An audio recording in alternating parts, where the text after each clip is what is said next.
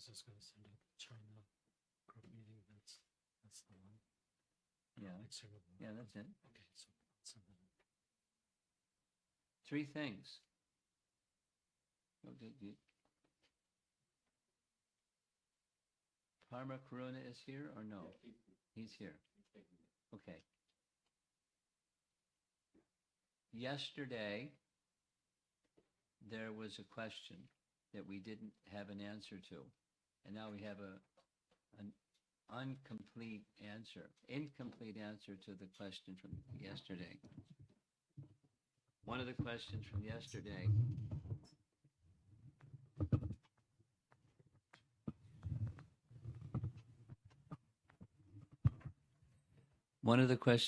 much better, isn't it? One of the questions from yesterday was, after Pandu died, where did he go? Remember that question? And there's a PDF document that he's going to send to you if he hasn't already sent it to you. Did he already send it to you? Pandu's Destiny. He got it. So here's what the document says. You please read it later, not now, because it'll be distracting. There's three parts. There's a part that says, from Krishna Dharma's Mahabharata retold. There's a section where Yudhisthira is asking Narada, where did our ancestors go? Did they go to the highest heaven? Something to that effect. And Narada tells where, all the heavens, this one, that one, the other one, the other one, the other one, and the little description. And in that section, Narada says, including your father, Pandu went to the higher heaven, one of the heavens of Yamaraj. In case you wanted to know, that's what Mahabharata says. And then there's another section that says where the Pandavas went and where Draupadi went at the end of Mahabharata. And they went to this heaven, that heaven, the other heaven, the other heaven. Then there's a third section that says what the Bhagavatam says about where the Pandavas went and where Draupadi went. And it wasn't heaven. They went back home, back to Godhead. They went to the spiritual world to be with eternally in Krishna's association, because heaven is not an eternal place. Therefore, research is yet to be completed, because where did Pandu go? Well, if you read Mahabharata, Pandu and the Pandavas and Draupadi went to heaven. And if you read the Bhagavatam, the Pandavas went to the spiritual world. Where did Pandu go?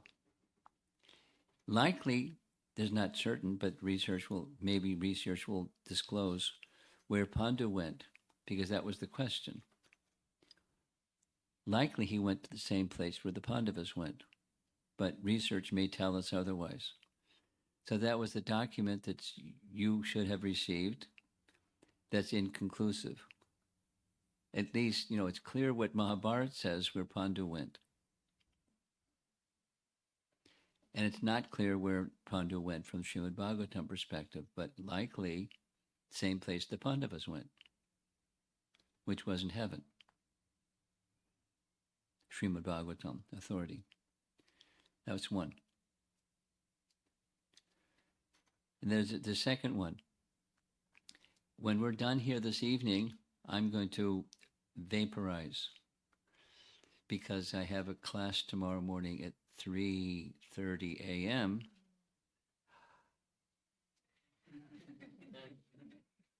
on a different subject with the Chinese devotees. So I'm not going to linger about, but if there's further question tomorrow evening, I'll be here tomorrow evening. somewhere tomorrow evening, and we can have questions that didn't get answered or conversations or things like that, because Tuesday morning isn't like Monday morning.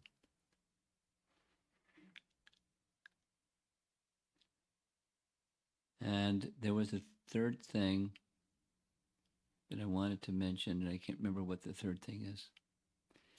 Something lingering from our discussion yesterday. Does anybody remember something lingering from our discussion yesterday that didn't get a response? Okay. Pardon me? About what? Free will? Free will? Maybe to be answered in due course as part of this chapter. There was, I remember it. There was a question. What were the 3 reasons given by Bhismadev to Parshuram why he was going to violate or not follow the instruction? And there was a general sense, and I said we're going to discuss it again this evening, so I didn't go into the detail. The principle was violating a vow, which is adharma. So how can guru instruct disciple adharma? So if the guru gives an instruction that's an adharmic instruction, the guru is not the disciple is not obliged to follow it. But we're going to give you the 3 reasons, and we can have discussion about it if you like. That was the third point. And congratulations, the room filled up really fast.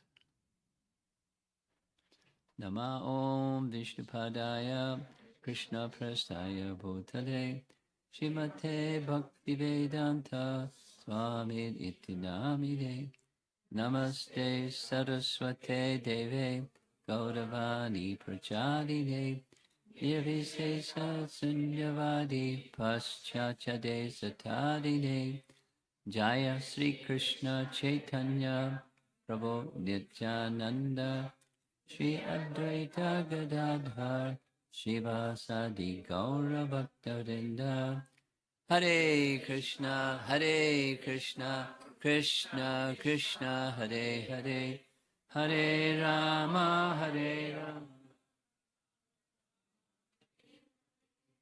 So we're ready for Bhismadev Part 2, and someday maybe we'll do the other 3 parts of the Bhismadev lore. One of those is Sikandi. Very interesting, complicated story of Sikandi. We're going to touch on that just now. So Bhismadev, the powerful warrior. And we heard yesterday when Bhismadev was just born, his mother was going to do the same thing with young boy number 8 that he did with the first 7 boys, just toss them in the river. And Santanu stopped her. Don't do that. And she said, you violated your promise, I'm leaving. And she just poofed, he disappeared. And for 32 years, she trained. How'd you like to be trained by Ganga Devi? Shoo. So she took the boy to the heavenly realm, and Brihaspati and Vashishta became his teachers in scripture. Very important. Parshuram became his teacher in military science. And the scene, the painting, the illustration that you see here is Devavrata, had stopped the flow of the Ganges. There's some other very nice illustrations of one day Santanu was walking along the Ganga, and all of a sudden it appeared to be drying up. He'd never seen anything like that before, so he followed upstream, and this is what he saw. He saw a young fellow stopping the flow of the Ganges using celestial weapons, Where do you get the celestial weapons? From Parshuram. So Bhismadev had weapons that were not worldly weapons. They're celestial weapons. And then moving along, he was instructed by Parshuram to marry Amba. You remember the discussion from yesterday? Because now I can retell everything because of time. If you didn't hear it yesterday, you can hear the yesterday's sometime. Amba was the third sister that was to marry Vichitravirya. Amba said, I don't want to marry Vichitravirya because I've already made a promise to marry Shalva. And Bhishma said, no problem, you can go back to Shalva. Shalva said, no, you've been touched by another man. You go back to Bhishma, and marry him. Bhishma said, no, I've taken a vow not to marry. So Amba went to his guru and said, get him to marry me. So Guru went to say, you're obliged to marry her. He said, I'm not going to marry her because it's adharma. I've taken a vow. And in ordinary circumstances, in almost all circumstances, there's some exceptional circumstances, one is obliged to follow instructions of Guru, but this is one I'm not obliged to follow. And if you say, I have to follow you or do battle with you, let's go to Kurukshetra. It's a nice place to have a battle. So off they went, and 28 days later, a voice from the sky told Parshuram, you're not going to be able to defeat him. Just drop your weapons. And then some other things and other things. And Parshuram dropped his weapons. Ceasefire. And Parshuram, went and told Amba, I'm unable to defeat Bhishma. So you're going to just have to go back to Bhishma or do whatever you can do because I can't force him.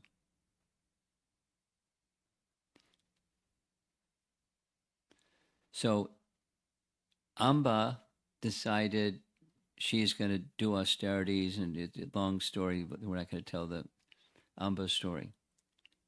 But, in her next lifetime, she was born as a woman named Sikandi, who later became a man. But it wasn't by surgery. It was by some other method. And you can, read this story from Mahabharata. It's very involved. Or wait till I come back again. We'll speak on Sikandi. And Sikandi, or he, because now Sikandi is a female name, but she had become a he, and Bhismadev informed the Pandavas, this is how you can defeat me. Put Sikandi in front because I won't fight. So here's Bhishma having a battle with Parshuram, who refused to obey the order to marry Amba because he had taken a vow. Here's the 3 shastric reasons. 1, if if the Guru is vain. 2, if he has swerved from the path of the right path, if he doesn't know proper duties. So apparently it's number 3 because not that Parshuram dissipated or deviated from his duties, but he wasn't giving proper instruction. Now, Bhismadev's relationship with Duryodhana is next, because this is the battle. We're preparing for the battle. This is the mighty warrior Bhismadev. Mighty warrior, he didn't defeat Parshuram, but Parshuram couldn't defeat him, he's an incarnation of the personality of Godhead. You could defeat somebody. It wasn't meant to be. It's a mighty warrior. Next, Bhismadev was an intimate member of the royal court in Hastinapur. He knew all of Duryodhana's wicked deeds. We mentioned some of them yesterday. This one, that one, the other one. With the plan to kill the Pandavas. So Bhismadev is elder to Dhritarashtra. Dhritarashtra is the eldest in the Kuru dynasty, but elder to him in the Kuru dynasty is grandfather Bhishma. So Bhishma is instructing, admonishing, strongly, advising, but then he got very strong. Stop supporting Duryodhana.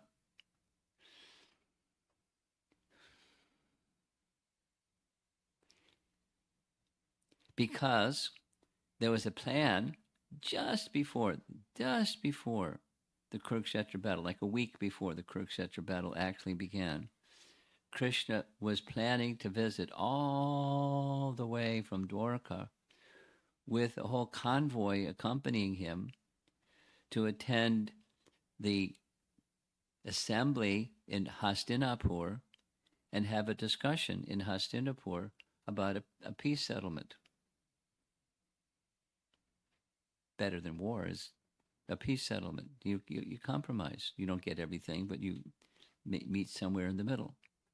So he's coming as a messenger from Dwarka with all of his associates, many associates. Here's a nice illustration depicting the blind grand Dhritarashtra. Standing next to Dhritarashtra is his eldest son Duryodhana, and in the background is all the other assembled parties in the public assembly.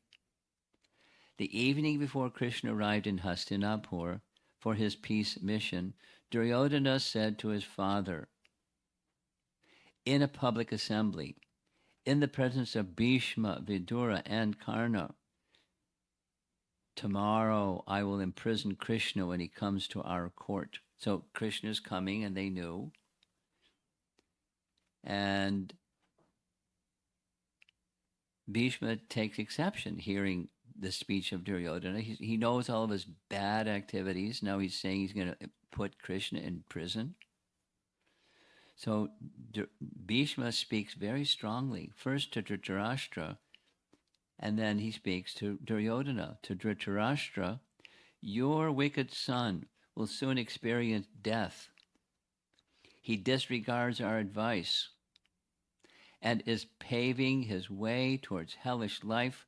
You are also following his path, for you allow him to carry out those plans without restraining him. It's very strong in a public assembly. Condemning, then he turns and condemns Duryodhana, further Dhritarashtra. Bhishma walked out of the assembly, very disturbed. Next day, Krishna arrived. And there's a very long section, very interesting section, very reasonable section of Mahabharata where Krishna speaks, then somebody else speaks, and then somebody else speaks, and somebody else speaks, and they're all learned persons saying the same thing. Slightly different, but saying the same thing. Make peace, don't make war. And Duryodhana has beans in his ears. He can't hear it. He just rejects the whole thing. Then he doesn't insult all the Bhishma speaks. Bhishma's present, as you see in the painting. There's Narada Muni. Narada Muni speaks against war, telling him he's foolish. They speak strongly and reasonably, and the painting has got the spotlight on the blind king Dhritarashtra. Everyone's listening very attentively, except for Duryodhana can't take it. Then wise Uncle Vidura speaks, and we know from the Bhagavatam what happens. When Vidura speaks, he insults Vidura. What does Vidura do? Vidura leaves. And that means the war is going to happen the very next day. The very next day is when the Bhagavad Gita was spoken. Very next day, when the Bhagavad Gita is spoken, is as we heard, and I'll say it again, on the dark moon night, or the dark moon, the day after the dark moon, or the morning of the dark moon day. That's what happened. The battle began on the dark moon day, and that night there was a dark moon.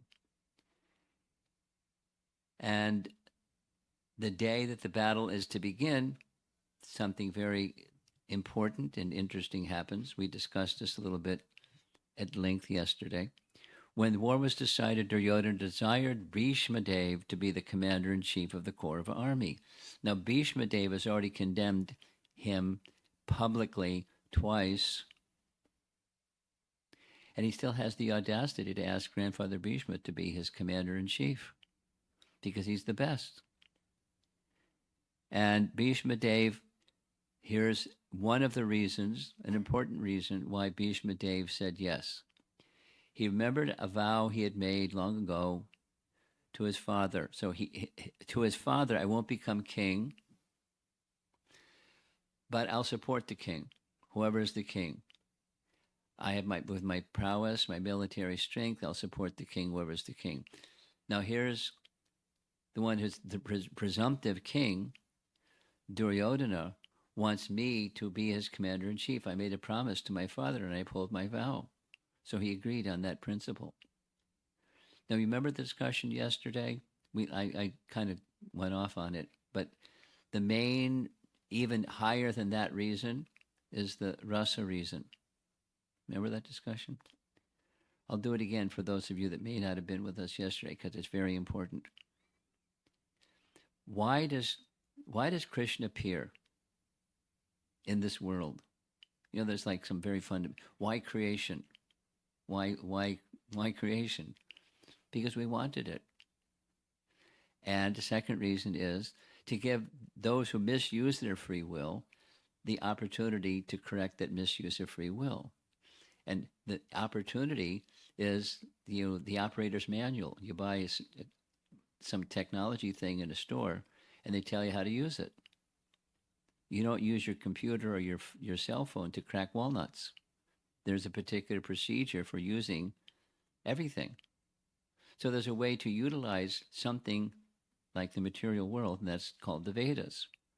It's an operator's manual. How you live in this world where, on the one hand, your desires can be fulfilled, and on the other hand, your consciousness is restored back to its original position.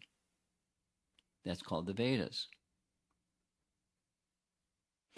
The essence of the Vedas is one thing: to know Krishna, to remember that which we have forgotten. And there's so many intermediate for those people that don't want to just surrender to Krishna. But they'll surrender to the Vedas because they get what they want, called karma kanda. Anyway, aside from all of that, Bhismadev made a vow, and he's going to uphold this vow. So, although it doesn't, here's the other. So, Krishna's reason for coming in this world, that was the topic, was not just, as he says in Bhagavad Gita, dharma sangsthapanartaya. That's one of the reasons, to restore dharma, to give protection to the devotees, to annihilate the miscreants. Glanir bhavati bharata, when there's discrepancy in dharma, I appear. So all those are secondary reasons. They may appear to be primary. They're secondary. What's the primary? The primary is Krishna appears to reciprocate loving dealings with his eternal associates. Rasa, this was our discussion yesterday. Rasa is the primary reason, and it's discussed in the Upanishads. When the Supreme Personality of Godhead, who is Rasa, this is philosophy, I hope you can follow, Raso vai saha, Taittiriya Upanishad.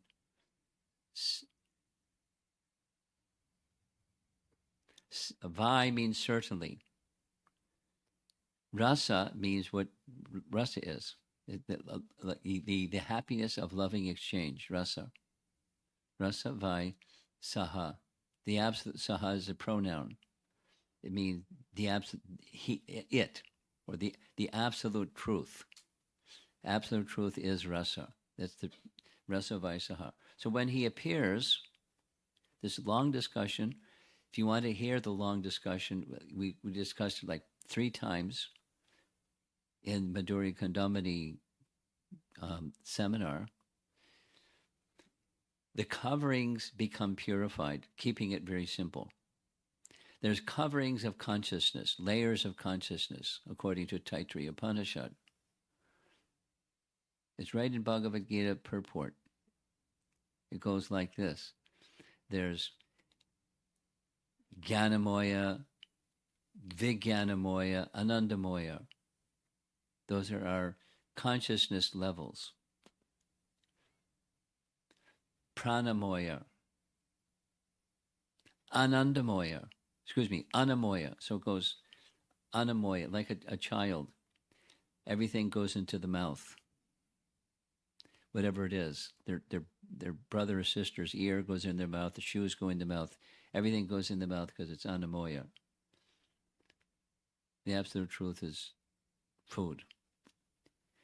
Above food is living symptoms, pranamoya. Above living symptoms is consciousness, jnanamoya, vijnanamoya, anandamoya. So they're coverings of consciousness or stages of consciousness that one may pass through. Most living beings start at the anamoya stage, like animal. And then some living entities go a little more elevated, So the Supreme Personality of Godhead, Rasa Vaisaha, when he appears, he does 2 things. It's the same as our Gaudiya Vaishnava teaching, because our Gaudiya Vaishnava teachings are rooted in the Upanishads. The Upanishads are teaching the same thing that Gaudiya Vaishnavism is teaching. Gaudiya Vaishnavism is teaching the same because it's the same thing. But it's more detailed and articulated in the Gaudiya Vaishnava teachings. So the personality of Godhead appears for the primary reason is rasa. To give an exchange, because rasa means 2, loving exchanges with his associates, his devotees. Not just to give them protection, because he can send somebody else to give protection. No problem. He can do everything through agencies, but he himself wants rasa and is rasa and wants to exchange rasa. So why did Grandfather Bhishma, see the slide? Why did he say yes? There's reasons. And good, very plausible. I uphold my word. That's a reason. A deeper reason, keep going down and down, deeper and deeper. And he wants to be in a loving relationship. Krishna wants him, and he wants to be in a loving relationship with Krishna, where as his devotee, Dasya Rasa, he wants to give the joy of chivalry, the rasa of chivalry. It's a secondary rasa. This is a class in Rupa Goswami's teachings, by the way.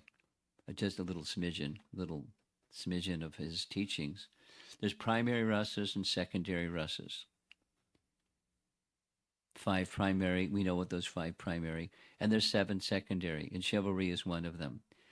See, Bhishma, wants to be engaged in chivalrous rasa with Krishna because Krishna wants to be engaged in chivalrous rasa with his devotee. Prabhupada gives the example of a king sometimes keeps a wrestler. And the wrestler isn't like this mild guy. The wrestler is a powerful guy.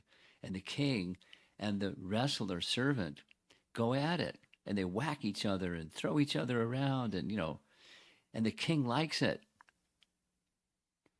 And the wrestler likes that the king likes it. And that's their rasa, the wrestler and the king.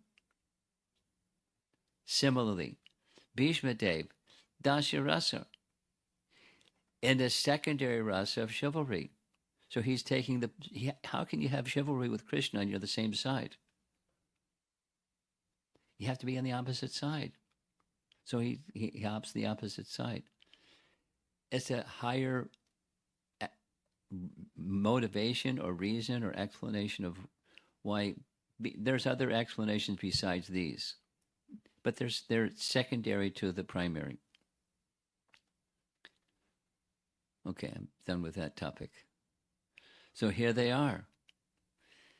Bhismadev hears the question, and he's going to give a conditional yes. And the conditional yes, it's a direct quote from Mahabharata. I can quickly strip this world of men, gods, and asuras by the strength of my weapons. However, O king, speaking to Duryodhana, I will not slay any of the Pandavas who are virtuous and are protected by Krishna. So you're asking me, the commander-in-chief? I'm not going to fight with the Pandavas. If you want me commander-in-chief, that's one of the conditions. Here's the other condition. When the fighting begins, I fight or Karna fights, but if Karna's going to fight, then I'm not going to fight. And if I'm fighting, Karna's not going to fight. He calls him the Suta's son. And Karna, at this point in time, Karna is buddy-buddy with Duryodhana. So much so, Karna assisted Duryodhana to become married to one of Duryodhana's queens. He defeated the king, and the princess became his wife. And so Duryodhana is obliged. Duryodhana gave him a part of his kingdom to rule over, although he's a Suta, just to reward him for assisting him getting a nice wife. They're like, they're buddies. Inseparable. Inseparable. We heard day before yesterday, somewhere, maybe it was yesterday morning, we heard about Kunti visiting Karna. Remember? Day before the battle. The day before the battle, she goes with heavy emotions to inform Karna, you're my son. Surprise. And your father is the sun god, and here's how it happened. And she told him the whole thing and said, don't go to battle with your brothers, please. And then, it's a whole, you read this section. If you didn't get it, you can ask to receive a copy. So Karna is he's the most powerful warrior on the Kuru's side, without all the detail. He received celestial weapons. He received a celestial weapon. We heard this yesterday. He received a celestial weapon from Indra that was invincible. A Shakti weapon from Lord Indra, and other weapons. And he was powerful warrior, super powerful warrior. So Bhishma is saying, if I'm your commander-in-chief and I'm fighting, he's not going to fight. And Duryodhana agreed. Then the war begins. And the very first day of the war, Krishna speaks Bhagavad Gita, but also grandfather Bhishma speaks to Duryodhana on the battlefield. He's assessing as Krishna and Arjuna, who's on the battlefield. He assessed who's on the battlefield, and he spoke, not Bhagavad Gita, but he spoke Bhishma Gita to Duryodhana and said, I want to tell you the truth about Sikandi. Sikandi has a vow to kill me. And I have assessed everyone assembled on the battlefield. I will fight with all these warriors with the exception of Sikandi. So this is like a third condition, although he didn't articulate it before. He's being very straightforward. I won't fight with Sikandi, and here's why. He was formerly a woman, Amba, in his previous life. When he was born in this life, he was born a woman, and later changed to a man. I've taken a vow that I'll not kill such a person.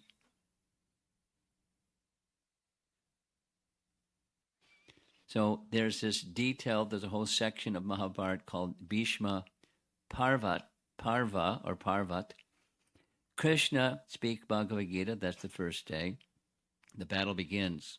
The first day of the battle, Duryodhana is really ferocious and gains the upper hand. The second day flips around. Bhima and Arjuna devastate the core of an army. Third day, big battle between both Bhishma, grandfather Bhishma, and Arjuna, and they make havoc for the other parties. That's the third day. Fourth, Bhima kills 8 of Dhritarashtra's 100 sons, or 8 of the brothers of Duryodhana. Bhima's powerful, very powerful. And 5th, 6th, 7th, and 8th days, great battle. At the end of the 8th day, something very important happens. We're going to hear the detail. At the end of the 8th day,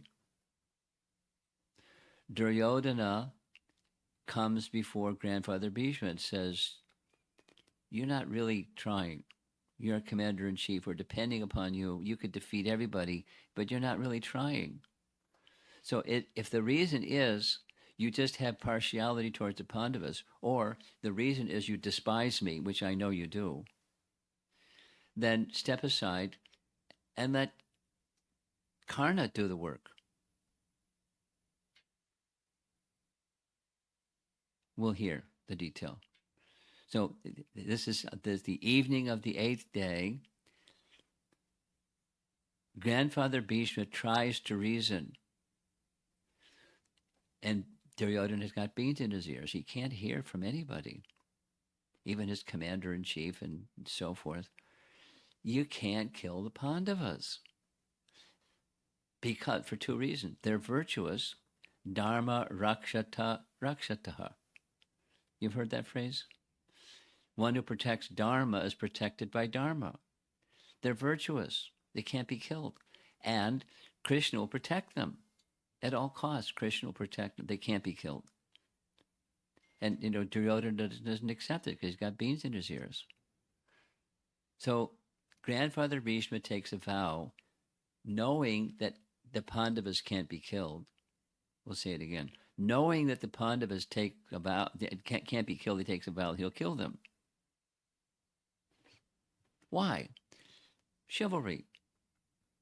He can't kill them because Krishna won't let them be killed. But Duryodhana's got beans in his ears, so he wants to demonstrate the super excellence of Krishna by protecting the Pandavas. And sure enough, Krishna does that. He has Arjuna come and take the 5 arrows. So that means Bhishma's vow was broken. Bhishma takes another vow. Today, this is the 9th day, not the 10th day. The 9th day, I take another vow that today I will kill Arjuna, or Krishna will break his vow that he won't fight. But he won't do the first one because he'll protect his devotee. He knows it. He takes a vow that says either this or that, so Krishna will break his vow. No, it's chivalry. This is chivalrous talk. Why? Chivalrous rasa. That's it. That's it. That's Krishna.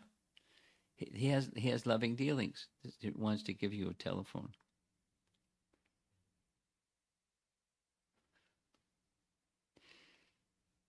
You with me?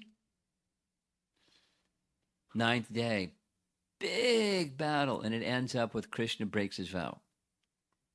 You know the story. We'll see some very, very beautiful paintings.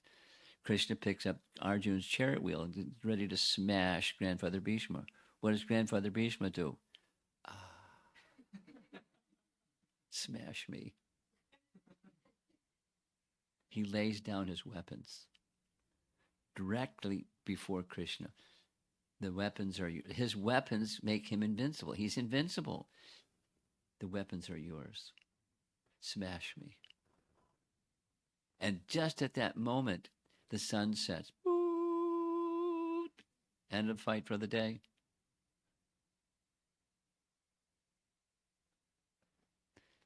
And then comes day 10 when he gets laid low.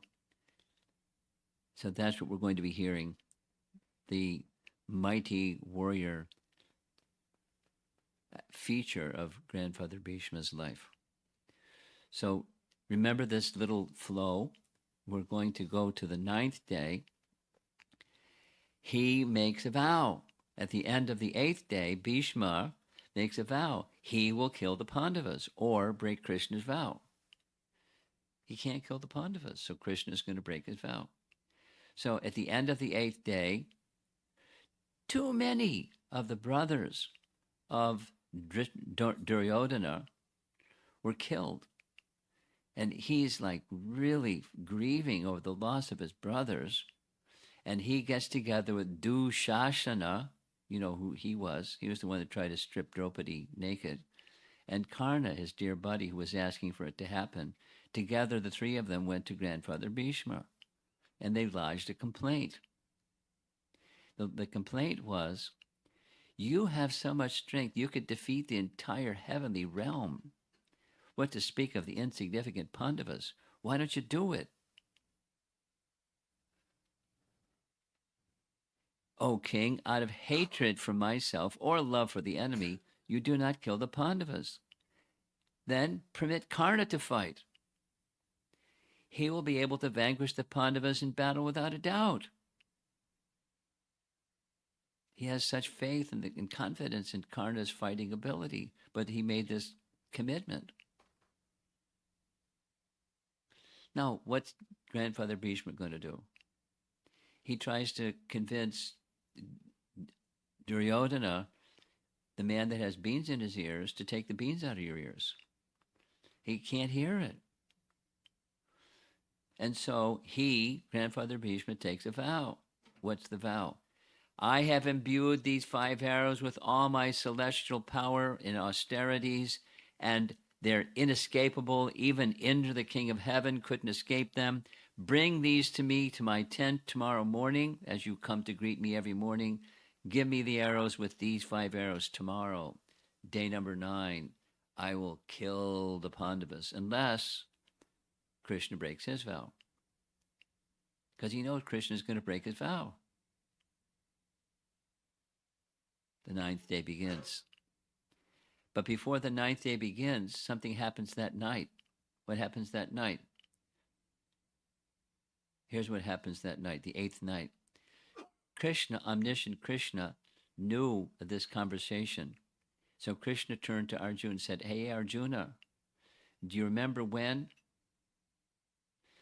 Duryodhana made a promise that whatever you want, he will grant that wish?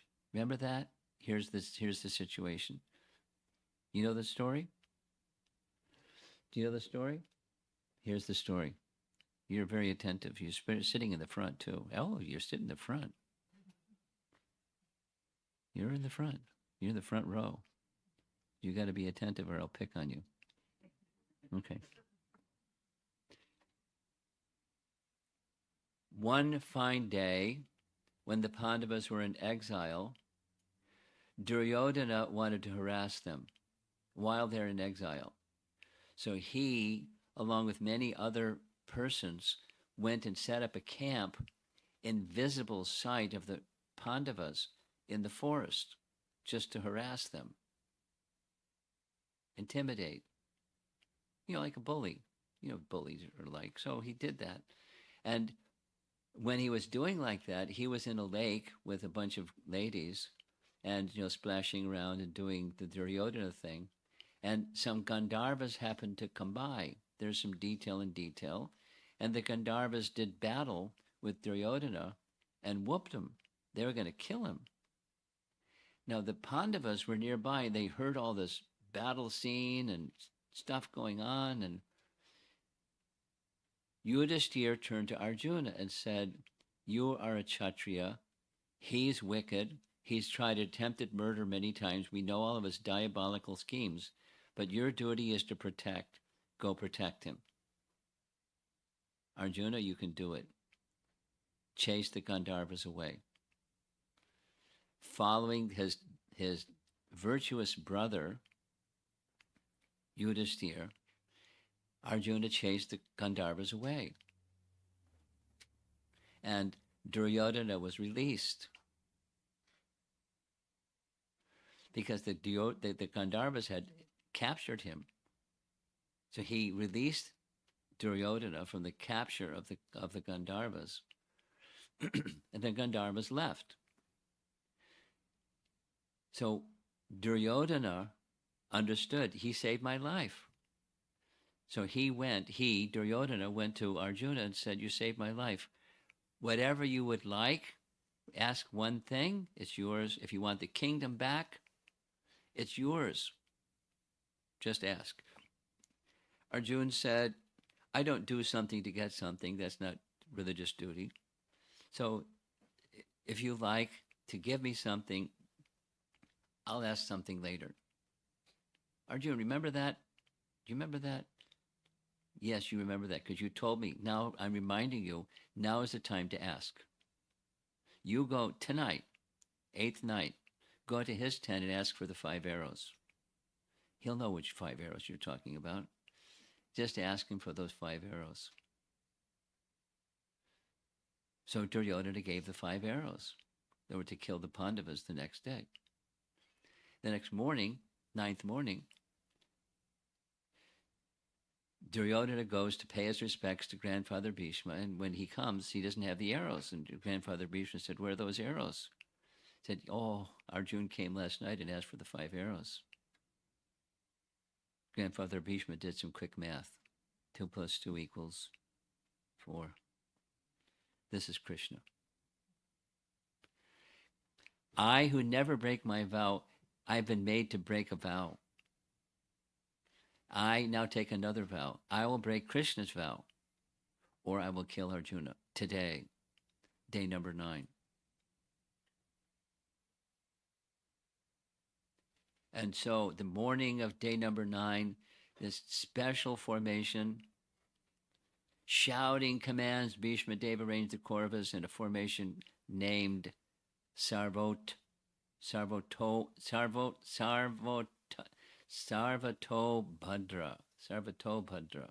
So it's a wing formation. That's what the illustration is meant to show.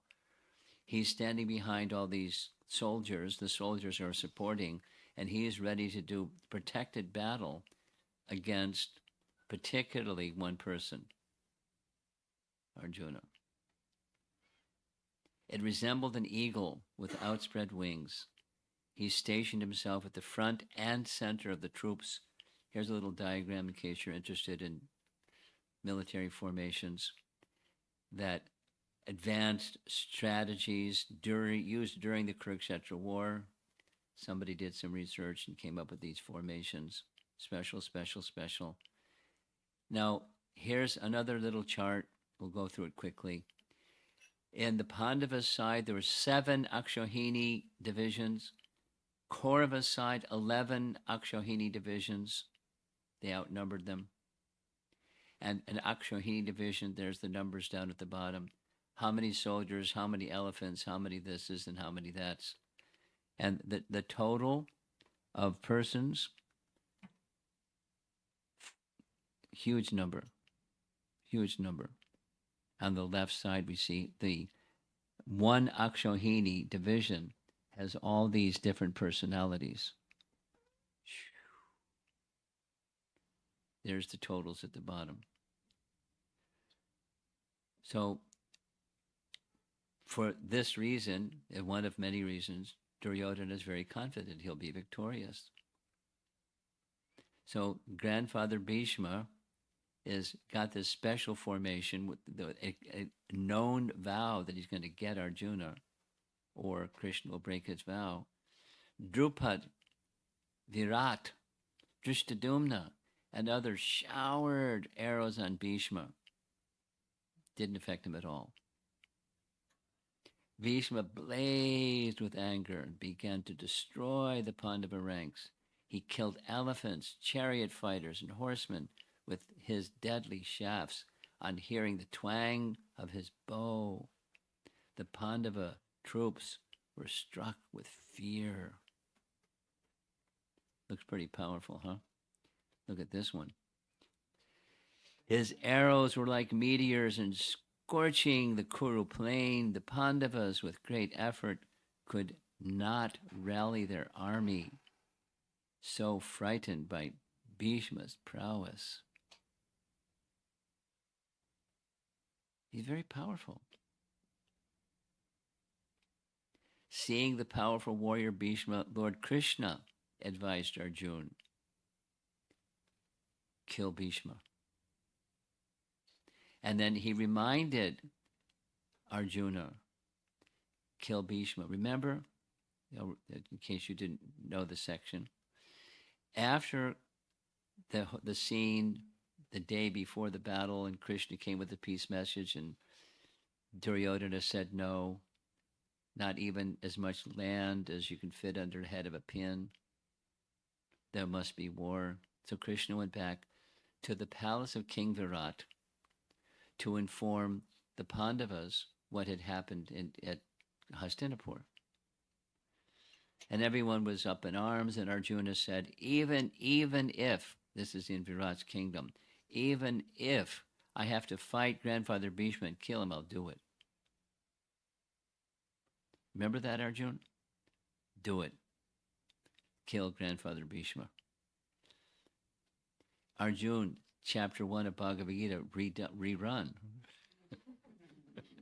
Day 9. Look at this. The painting is taken directly from Bhagavad Gita. Heavy with sadness, he looked at Krishna and replied, burdensome is the duty of a Kshatriya in this world. Killing those who ought not to be slain, he strived for wealth and power. O Janardana, I must do your bidding. That is my highest duty. Then drive my horses toward that virtuous man of irresistible splendor.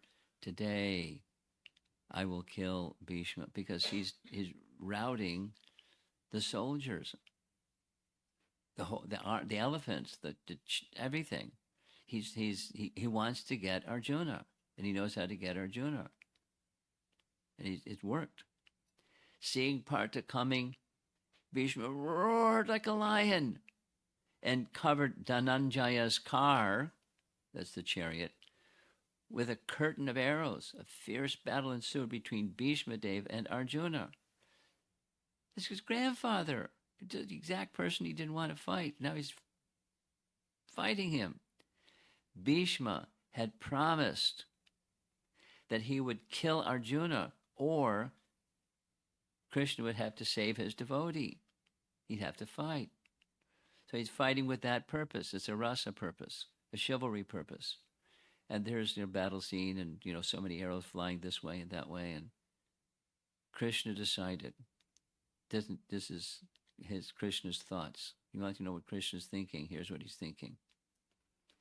Seeing him, Bhishma, kill the foremost Pandava warriors, and that Arjuna was not fighting to his full power, Krishna became thoughtful. He reflected, I will personally slay Bhishma. I cannot tolerate the slaughter of the Pandavas, which Bhishma knew he would do. That's why he's fighting so fiercely. Even as Krishna thought in this way, Bhishma stepped up his attack. By employing celestial weapons, he fired so many arrows that all points of the compass around Arjuna were covered. That's 360. Arjuna's chariot was entirely shrouded. Neither he nor Krishna were visible. What's next? Vishwanath Chakravarti Thakur comments, the Supreme Personality of Godhead, who is completely transcendental, received the arrows of Bhishma like a lover receives the affectionate bites of his beloved girlfriend.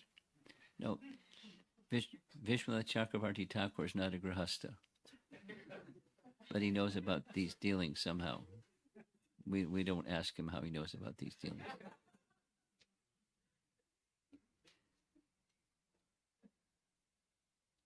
I will personally slay Bhishma. I cannot tolerate the slaughter of the Pandavas. Arjuna is not doing what he should do out of respect for Bhishma. Therefore, I will lighten the Pandavas' load by killing that best of men in battle. Sure enough, that's what Krishna did.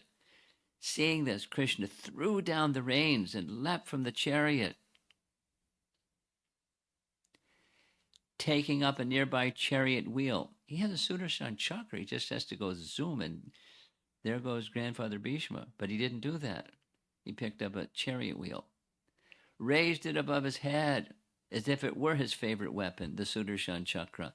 He ran toward Bhishma as a lion might run toward an elephant. No, you know what was described in Canto 1, Chapter 9. His upper garment is flying in the air and it fell off. There are beads of perspiration running down Krishna's face. There's blood on his body from the arrows of grandfather Bhishma. His body is ashen due to the dust raised by the hooves of the horses. What a scene. Grandfather Bhishma loves it. Krishna loves it. It's chivalrous rasa. Ki jai. So there he is with his chariot wheel raised above his head. The end of his yellow silk garment fluttered in the dusty air, resembling lightning dancing in a dark cloud. Many nice paintings of the same scene. This is the BBT version. The wheel in his hand seemed to glow with his own effulgence, and it looked as beautiful as the primeval lotus from which Brahma was born. So more nice illustrations. You know, these aren't exactly paintings. What do you call these? Artificial intelligence designs or something like that. But, you know, it works. Here's the BBT. Krishna's dark arm appeared like the stalk of the lotus. Notice grandfather Bhishma dropped his weapons. Covered with the beads of perspiration was its filament.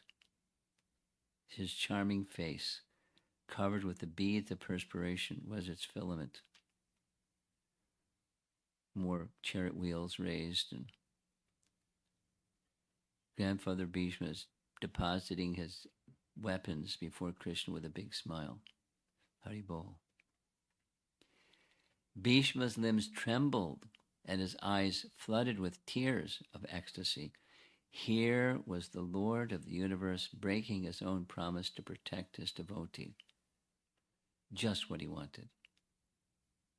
The Kuru hero threw down his weapons and stretched out his arms.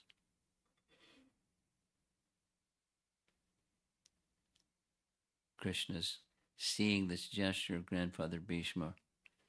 Bhishma said to the Supreme Lord, "Come on, come, O lotus-eyed one. I offer you my respectful obeisances, O God of gods." It sounds contradictory. He's trying to kill his best friend, Arjuna. That's just chivalrous rasa. Destroy me in this battle so that I may win great fame, O Govinda. You may strike me as you please, for I am your eternal servant, life after life. Quite a contrast, huh? Bhishma bowed his head and replied to Krishna as he came near, "You forever speak the truth, my lord. I told Dhritarashtra to abandon Duryodhana, even as the Bhojas abandoned Kamsa, but he did not listen. Surely, destiny is all powerful. Krishna had already covered halfway towards Bhishma, so here comes the scene. Arjuna is running behind, grabbing Krishna around the waist. Arjuna tried to stop the Lord, dragged by Krishna. Arjuna dug his feet into the ground. Another similar drawing. After taking 10 steps with the Pandava gripping him tightly, Krishna was at last brought to a stop. Arjuna released his legs and fell at his feet, requesting Krishna to give up his anger. Bhishma didn't want him to do that. Bhishma wanted to get smashed. But Krishna gave up his anger because Arjuna asked him to give up his anger. Arjuna promised, "You will see me fight as never before, O Krishna. At your command, I shall surely annihilate the Kurus, headed by Bhishma." Hearing Arjuna's promise, Krishna was pacified. As Bhishma looked on in wonder, both Krishna and Arjuna walked back to their chariot. The conch blew at the end of the day. Even as they were returning, the sun set and the day's hostilities ended. That was day 9. But we have to take day 10. It's coming up. After the day's battle, according to Lord Krishna's advice, the Pandavas, led by Yudhishthira, went to Bhishma to inquire from him about the way to be victorious in the battle. Good question. Bhishma knows. And here's what Bhishma said to the Pandavas headed by Yudhishthira. As long as I'm alive, O son of Pandu, you will not have victory. If you therefore desire victory, then kill me without delay. I give you permission to do so. His grandfather, who raised grandchildren in the absence of the father, is saying, please kill me. I want you to be victorious. He wants Yudhishthira to become the emperor. He doesn't want Duryodhana to be the emperor. He wants Yudhishthira to be the emperor, but he has to kill Bhishma. So here's how you can do it. If you had not solicited my advice now, then there would have been days of misfortune ahead. So here's the solution. No one, not even the demigods, can defeat me. If, however, I lay aside my weapons, then you can defeat me. Remember, he already laid his weapons at Krishna's feet that evening. Keep Sikandi before Arjuna. Let Arjuna release his arrows. I will not fight with Sikandi, who was a woman. A long Sikandi story another time. 10th day. So that's the advice of the Pandavas.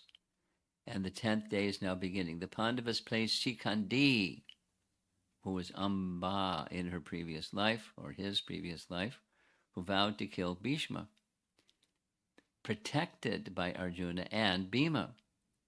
This was the suggestion by the grandfather himself.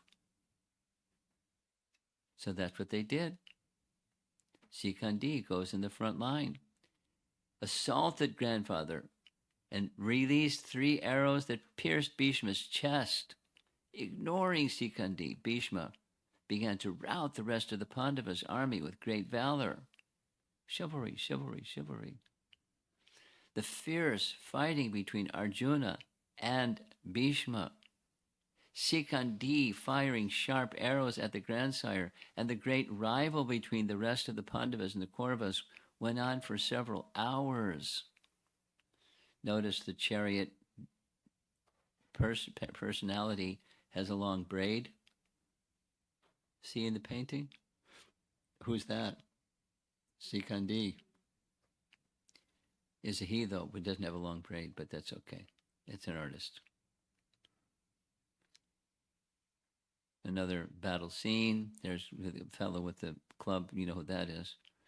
Bhishma, and battle and battle and battle. After a while, wishing his own death would come, Bhismadev thought, he didn't say anything, I will no longer engage in the merciless act of slaughtering large number of warriors.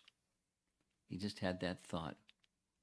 The demigods and rishis confirmed his meditation by saying, your departure from this world is close at hand, O king. Withdraw your heart from battle. Higher instruction. So what does Bhishma do? As a fragrant and auspicious breeze filled with water particles began to blow in all directions, Bhishma heard the sound of conch shells, drums, and bugles. Showers of flowers then began to fall from the sky. It's not over yet, but it's over yet. All of this was seen by Bhishma only, who now thought of attaining the kingdom of God. So there come the arrows, releasing hundreds of arrows. Arjuna pierced Bhishma at every part of his body, and there was not 2 fingers' breadth of space where there was not an arrow. It's almost done. So there's another artificial intelligence kind of drawing, and Bhishma's got a lot of arrows in his body. He seems to be floating too. Mangled in this way, the aged grandsire of the Kuru dynasty fell from his chariot with his head facing the eastern direction. And here's the final slide. Knowing the sun was in an inauspicious course, he did not allow his soul to leave his body. At that time, Bhishma looked divine. That's the last slide. So I'll repeat something that's controversial. Oh, it's not controversial. It may appear to be controversial.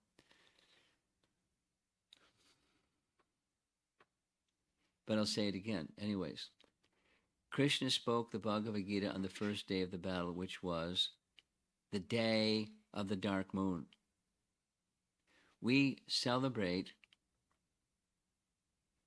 Gita Jayanti on the Ekadasi day, Mokshada Ekadasi, which is not when Krishna spoke Bhagavad Gita.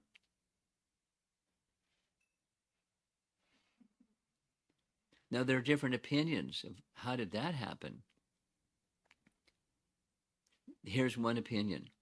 This is the opinion of Madhvacharya. Madhvacharya writes, that Krishna spoke on the new moon, the dark moon. 10 days passed, he was laid low. And after he was passed, listen to this, when he was laid low on the battlefield, then what happened is Sanjaya, the disciple of Vyasadeva, went to Dhritarashtra and told him what happened. And from that point, he told what happened before, and from that day forward, Sanjaya spoke Bhagavad Gita on Moksha Ekadasi. Vijay.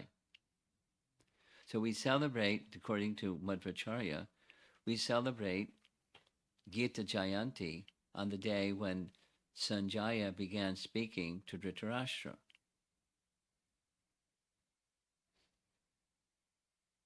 And all of the events that happened, etc., etc. And then, all the rest of the scene of what happened besides the Bhagavad Gita itself.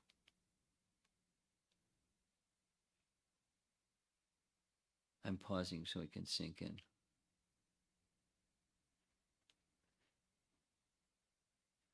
Now, not everyone is a follower of Madhvacharya.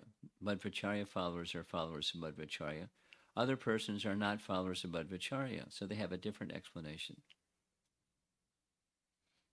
There's 2 other different explanations for people who are not Madhvacharya followers. But chronologically or historically, Madhvacharya lived long before, and he wrote long before. This is from his Mahabharata Tatparya Nirnayas, what I just recited, is from that source. So he was already, Gita Jayanti was already on the Ekadasi day, which was not the day when Bhagavad Gita was spoken. But for others who are not Madhvacharya followers, they have two ideas.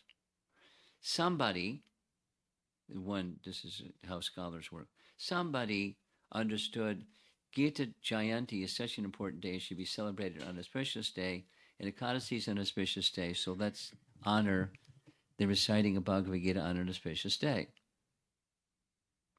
Kijai. So then it became not the dark moon night, but Moksha Ekadasi. A second explanation, one devotee researcher came up with this one, and that is Gandhi changed it. As many of you know, Gandhi was an ardent reciter and believer of Bhagavad Gita, but he had some very interesting interpretations of Bhagavad Gita. Like really interesting, like there wasn't such a thing as a battlefield of Kurukshetra. And there was no Krishna and there was no Arjuna. It's fiction. And this means that, and that means the other thing, and the other thing. Just his own interpretation. Non-violent opposition from Bhagavad Gita, right? It's not a battlefield. But that's his teaching of Bhagavad Gita. Any case, so it's not so surprising. Maybe that's something that did happen. I don't know. Some researcher, ISKCON devotee researcher came up with that one. So I've asked, his computer crashed, so he lost the document. But he's going to do the research again, and if we get some research, I'll let you all know.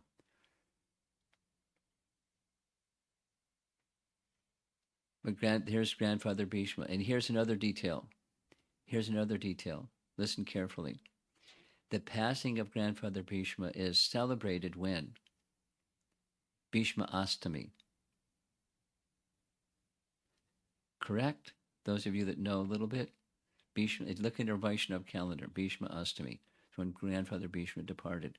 Read in Mahabharata, when Bhishma is speaking just before departing, the evening before he departs, he's speaking to Yudhisthira, and he tells Yudhisthira, I've been lying on this battlefield for 58 days. Try it. Get your abacus out and count 58 days backwards. And it's the dark moon night. Is when he was lying, not when he was, 10 days after the dark moon night is when he was lying low. And then 10 days before that is when the Gita was spoken. Clear? It's news, isn't it? Controversy. ISKCON loves controversy. But that's a true one. So there he is, Grandfather Bhishma. And he's lying. It's amazing. He's lying on the battlefield for 58 days. The battle is over. Everyone leaves Kurukshetra battlefield, goes back to Hastinapur. There's a big festival, and Yudhisthira is crowned as the king, and festivities. And then in his royal attire, we fast forward. Yudhisthira and the Pandavas and Krishna come to the battlefield where Grandfather Bhishma is still lying on his bed of arrows, and Yudhisthira asks Grandfather Bhishma to give him instructions. Lying on a bed of arrows for 58 days. And there's amazing instructions. And then Makara Sankranti happens, and the sun starts to move in this auspicious direction. Then he calls the Bhagavatam class quits, and he withdraws his consciousness, fixes his eyes upon Krishna, Parthasarathi, the chariot driver of Arjuna, and quits his body in an auspicious time. Pretty fantastic. So that now back to our starting point. Bhishma, the powerful warrior. And that's one of his features. And he has other features, which another time, another visit, we can discuss. Because tomorrow is the Pandavas. So any comments or discussion? I see many hands. So we'll start over here because you're closest. Thank you, Maharaj, for the lecture. I just had a quick question. So we see many people taking vows in this, and at some point they're bound to not follow their vows, or their vows are bound to be broken. So what is the consequences of that, at least here in this yuga? I'm just curious. That's all. Well, what are the consequences? It depends on the vow and how the vow is broken. But suffering is the consequence. There are different varieties of suffering depending upon the severity of the vow and the breaking of the vow. But suffering is the consequence. So take vows that you mean and then keep them. Otherwise, there's suffering of one kind or another. All right? Just a quick follow-up. So you also mentioned that if we receive instructions from our guru that end up not being, dharmic, if we take a vow to follow what our guru says and our guru tells us to do something that's adharmic, then is the consequence still suffering, or No, you don't do it. Okay.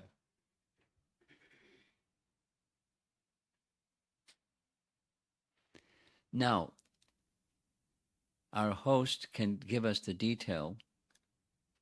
I don't remember the detail, but one of the Alvars instructed his followers to do something adharmic,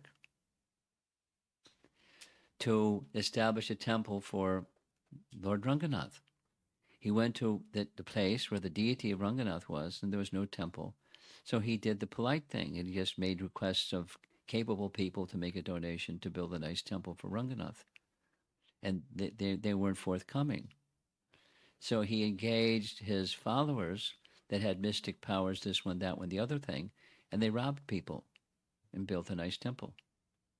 So that's adharmic, stealing and you do this thing and that and the other thing with their mystic powers for the service of the Supreme Lord. So there are circumstances where it's permissible, but it's not the norm. The norm is you don't do adharmic, and that's there's just reason for violation, or for non-compliance with adharmic instruction. Now you certainly can have some dialogue. If someone says jump off a cliff or something like that, you can say, well, let's do some reasoning here. You have some discussion. But then it's not, if you don't jump off the cliff, you're going to get some suffering. You get some suffering if you jump off the cliff. Or go rob a bank or, something like that. Okay. Others that want to raise a question, our host is enthusiastically, oh, Dad. I don't have a question, but it was thrilling, sir. It's like watching a movie with all your fabulous slides, and it was amazing to me. I'm sure everybody felt the same way. It's amazing. Well, I'll tell you a little story. Two things in response to your appreciation. One, it takes a long time to assemble all this. Yes, I understand that is But it's a labor of love. When you're doing something that takes a long time, you do it lovingly. Yes, sir. And it just like, it's ecstatic. It's ecstatic. So, second thing is, once upon a time, I was a new devotee. We're all we have that all of once upon a time we were new devotees, and one of the things that I liked that was like drinking milk from my mother's breast. Kind of, I was weaned in I was living in the Boston Temple. The first temple that I joined was in Boston, a little different than Portland. And in the Boston Temple at that time, there was no BBT. Later, the BBT came in Los Angeles, but at that time, ISKCON Press was housed in a single-family residential building upstairs. It was like, several-story, single-family residential building. And one of the things that was part of the ISKCON Press was the art department. So I made it a point to sit with the art, when we had prasadam, to sit with the artists and just hear them narrate, because they had the opportunity to hear the little mini micro cassettes that Prabhupada sent of his Bhaktivedanta purports describing Krishna book and this and that and the other thing. And they were describing what Prabhupada said, and they were describing the paintings. Now, every now and then, we were not supposed to go disturb the artists, but sometimes I went to disturb the artists. I wanted to, because they're painting, narrating the story. And from that experience, an image speaks 1,000 words. Painting speaks. So you put the words together with the painting, and it amplifies bhakti. So that's inside. And so that's part of the reason for this. The labor of love is because of, it made my new devotee experience so nice, hearing and seeing at the same time. It's kind of like deity worship. You can hear about a deity and you see the deity, and it's something very nice. So it's like that. Okay. So your son wants something. All the way in the back. All the way in the back.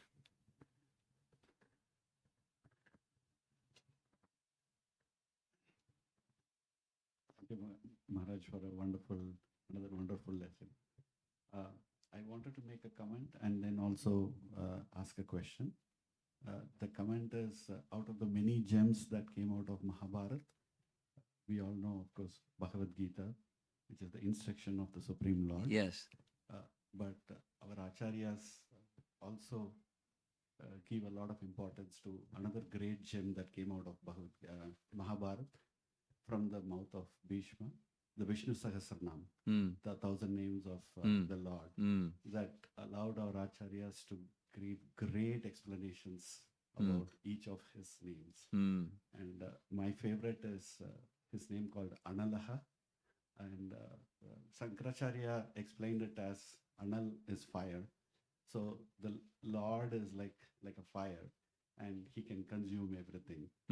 But then Parasara Bhattar, one of the acharyas in our Guru Parampara, Yes. say Analaha is, yes, he is fire, but it is not like fire in taking it, but he's like a fire in giving. He's not satisfied, because fire, how much ever you put into the fire, it will not be satisfied. Yeah. Similarly, Lord also is not satisfied how much ever he gives. One example is Draupadi. So that was, I wanted to make this. Parashara Bhatta? Parashara Muni? Parashara Bhattar. Parashara Bhatta. Yeah, who was second after Ramanuja. Yes. Yes. Third after Ramanuja. Nice. So I wanted to share that comment. And the Alvar you mentioned is Tirumangai Alvar. Yeah. Tirumangai Alvar, who's the only Alvar who was able to taste the Lord's feet when trying to rob him. Lord himself comes as a bride and a groom with jewels, and then he tries to rob them. And then his toe-ring is not being able to be pulled out. And then Lord says, okay, you try it. And then he goes and puts his mouth and then tries to remove the ring. And when he tasted the Lord's feet, then naturally he became a devotee after that point. I wanted to make that comment. The question I wanted to ask is, Duryodhana. Could you do me a little favor? Yes. That what you just narrated, send it as a Word document to Jai Sachinandana, and he'll see that I get a copy, because I remember this in small amounts, and including the theft you know, just like hit the biography, little mini biography of this Sure. Alvar. Sure. Okay. I'll share. Thank you. I'll share. The question I wanted to ask is Duryodhana, who was known for being adharmic, Yeah. and in fact, his not obeying what he kind of, his statement that I will give back your kingdom after your exile, he did not give. But what is Acharya's explanation like during the battle when he was pretty much, in the middle of the battle? The battle lasted for 18 days. This was day 9 in the middle of the battle. And how did he kind of become dharmic and then respected his vow to return back those 5 arrows or give those 5 arrows to us? Well, my understanding is a little bit like Jarasandha, who had a principle they lived by. The Jarasandha's principle was charity to the Brahmanas.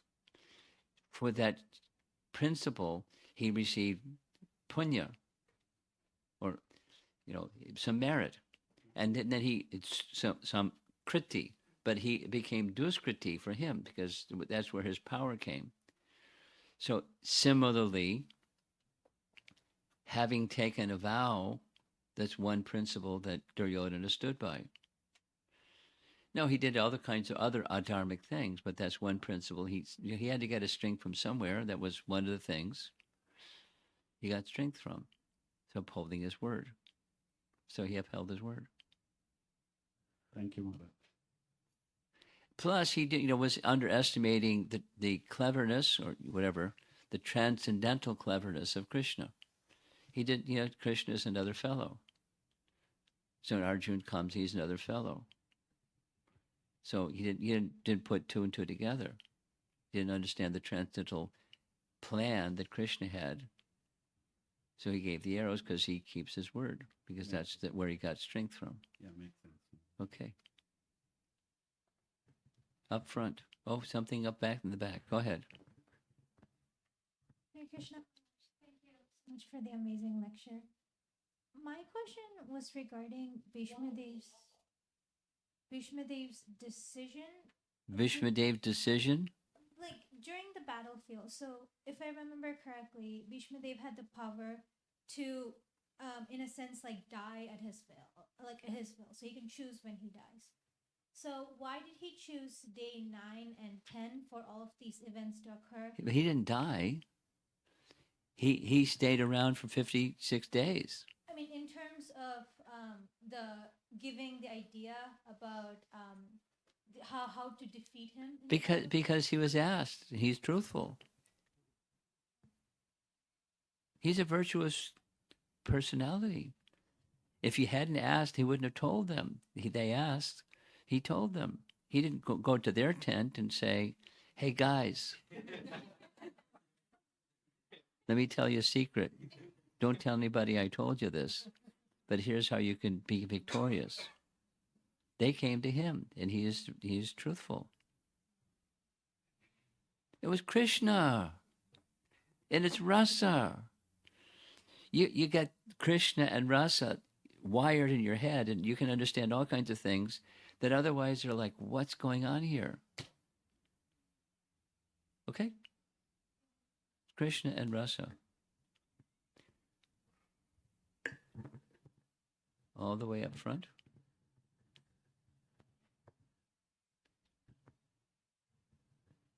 Hare Krishna, Guru Maharaj. My question is about Arjuna and his half-hearted and battling with Bhismadev. He was fully convinced with the Bhagavad Gita message, but was he half-hearted just for Krishna's Leela to happen, or why? Well, the answer I just gave you, just put that one in your heart, and you can your head can understand from your heart. Rasa is at the top.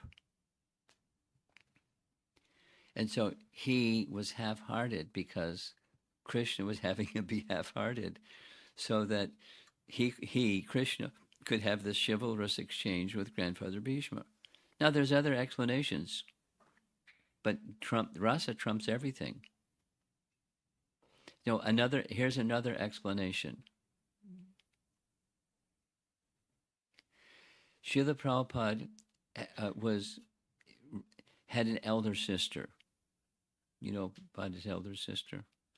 And he tells these stories about, he remembers sitting in the lap of his elder sister when he was, a few months old, being held by her on her lap. Who remembers what you did when you were a few months old? But there was affection between them. And she had ill health, and eventually she died. This is in what I just am narrating. It's found, if you want to read it, it's found in Chasing Rhinos with the Swami. So a devotee was present when this happened. A letter came from India saying Prabhupada's sister had ill health, and he was very concerned. And then another letter came saying she died, and he became very sad. So the devotee innocently asked Prabhupada, you're a transcendentalist and you're beyond the bodily conception, so why are you so sad? And Prabhupada gave a very beautiful answer. The answer was something to the effect that says, although transcendental, there's still affection, and it's natural. That was Prabhupada's answer. Now, Prabhupada is not Grandfather Bhishma, but, the principle applies. Even one may be a transcendentalist. So supposing, there were other circumstances. Here's another circumstance. This is Tamal Krishna Maharaj, and it's found in Lilamrita. The devotees are riding in a car from Mayapur back to Calcutta, and they, over on the side, they see a car accident that just happened. A car is wrapped around a tree, and there are a couple of bodies strewn here and there. And the devotees are looking out the car and going, "Oh God, look at that! It just happened." And Prabhupada just kept chanting. So there were times when he was like transcendentally detached, and sometimes where he was apparently materially attached, and with the explanation that affection is natural. It's not like, a poor excuse. It's natural. So I hope that answers your question. Over here, something behind you. Hare Krishna Maharaj, thank you so much for that amazing lecture about Bhishmadev. My question is, what are the reasons behind Bhishmadev not allowing Karna to fight with Bhishma? Because it would be more chivalrous for Krishna to fight both the warriors. Well, you go to the rasa heart of things, and you got your answer. Now there may be dharmic reasons.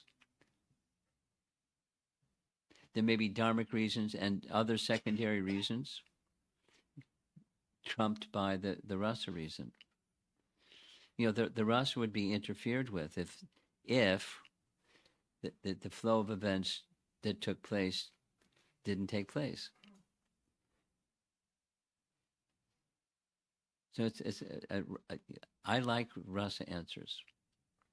It's like inexplicable. Devotees can understand them. Non-devotees just go, "Oh, come on, you're whitewashing everything." Because to them, many people, Krishna is not a supreme person who is rasa personified and reciprocates loving dealings with his devotees. But for devotees, it's very understandable. So,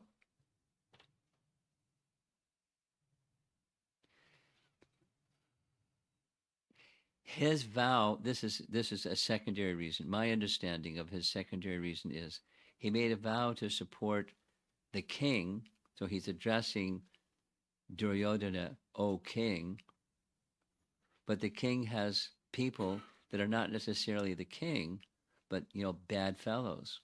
And Karna is a bad fellow. I won't fight with Karna. Do you want me? Not the bad fellow. because I'll keep my vow, but I'm not going to fight with a dharmic person. Excuse me, an adharmic person. That's an explanation, a possible explanation. Anything else in the room? Whoa, there's many hands. Right here. There's a little extra microphone. Pass the mic second or one over there. Go ahead. Thank you, Maharaj, for sharing.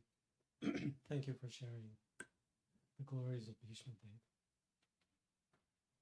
When I read chapter 9 in Canto 1, I was very touched by hearing about Bhismadev's prayers to Bhagavan.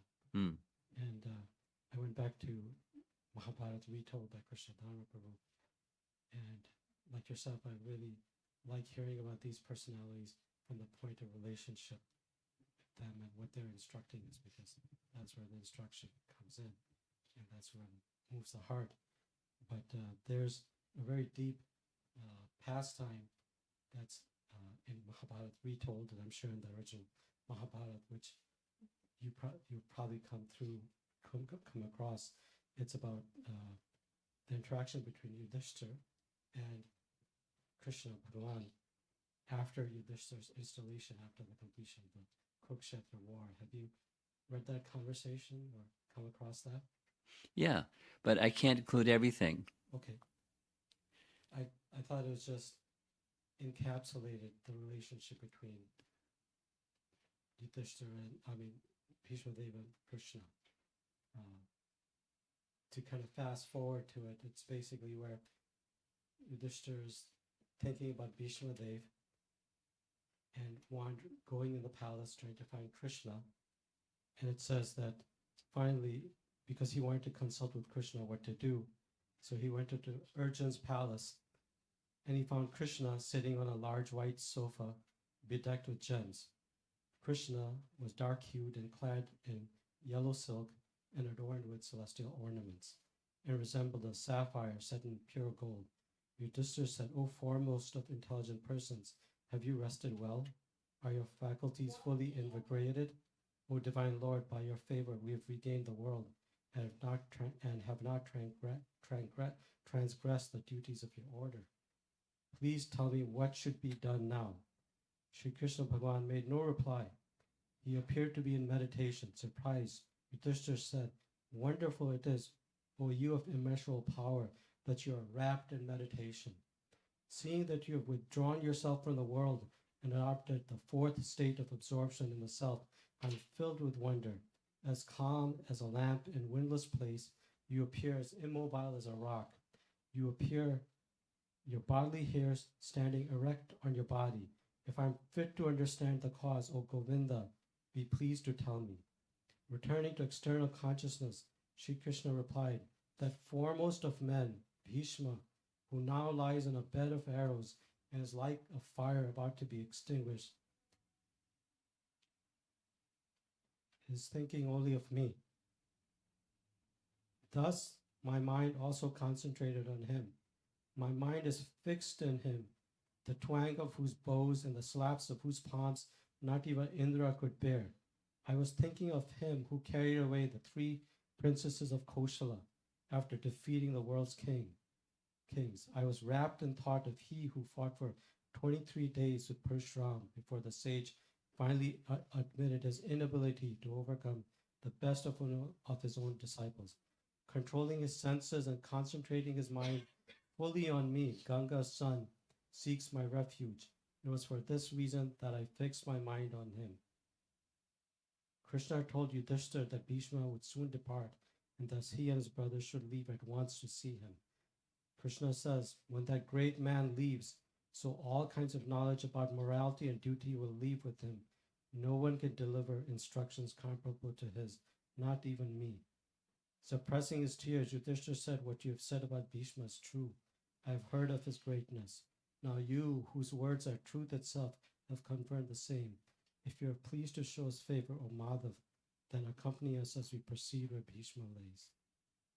Let him see you one more time. Then, dear Krishna, you are the shelter of eternal Brahman and the final resting place of all beings." Krishna turns to Satyaki. sitting nearby and says, "Let my chariot be yoked. We leave at once."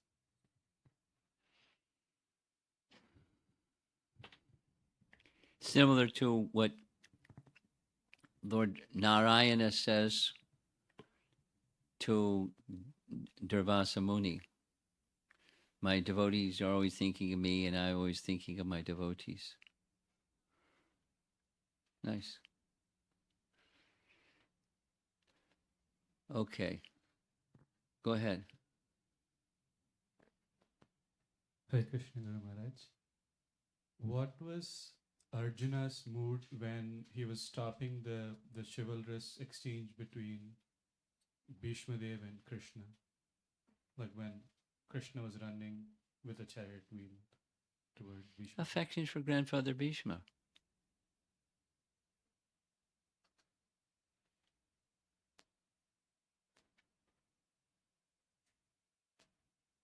He wants to add. Yes, I was listening to a lecture by His Holiness Radha Govinda Maharaj. And I don't know the Shastic pronoun for this, but he said Arjun was thinking, Arjun, like devotees were commenting, seemed half-hearted in his fighting. And that was one of the reasons that Krishna Bhagavan attacked Bhismadev. And Radha Govinda Maharaj was saying that when Arjun saw Krishna, whose body is not made out of flesh, running towards Bhismadev and getting stung by the arrows and supposed blood coming out of Krishna's body, Arjun grabbed Bhagwan's dhoti and said, "Let your fame not be downgraded. I promise you I will fight him, but just don't let your fame be disturbed by this breaking of your vow." I thought that was very beautiful. Nice. Nice. Just Some to add to that, I also wanted to add that Arjuna didn't want Krishna to break his vow. That's why we stopped. So Maharaj, I just want to reflect. Thank you for amazing class. I have no question, but I was just pondering who were Pandavas in their previous lives. I'm looking forward to the class tomorrow. the answer is it's not known. It's not known, okay. But I'm waiting for the class tomorrow. But that's what On whose behalf Krishna has gone at length. Like Narada Muni tells Yudhishthira that out of all the devotees like Prahlad and Dhruva and so on, Pandavas were the most fortunate devotees with whom Krishna spent a lot of time, days, years, and at length to protect the world with all the different strategies which may seem little shrewd, like going to Karna and telling they're your brothers and getting vow from Kunti that he won't kill his brothers and all those seem unjust, but he went at length. So, of course, the Brihat Bhagavatamrita description of who is the greatest recipient of the Lord's mercy. You can say this one, and this one will say, "No, not me, that one." That one will say, "No, not me, it's the other one," and no one wants to take the credit. So when it's easy to say, we don't have to do that one though. Who is the greatest recipient? So one can say the gopis say it's Govardhan. And the Bhagavatam says it's Lord Shiva, and who is the greatest recipient of the Lord's mercy. But that's a nice. You could do me a little favor for tomorrow evening. I'll show that on the screen, but you send it to Jai Satchinanda, the reference that you just mentioned, and then we'll take a look at it, along with a nice picture of some kind or another. I'm going to end. Thank you all very much for participating. And those of you who can make it, we'll see you tomorrow night. And those that can't make it, you can see the recording somewhere, somehow. And those that can't do either one, what can I do? We'll see you next time I come to Portland. Srila Prabhupada Ki Jai.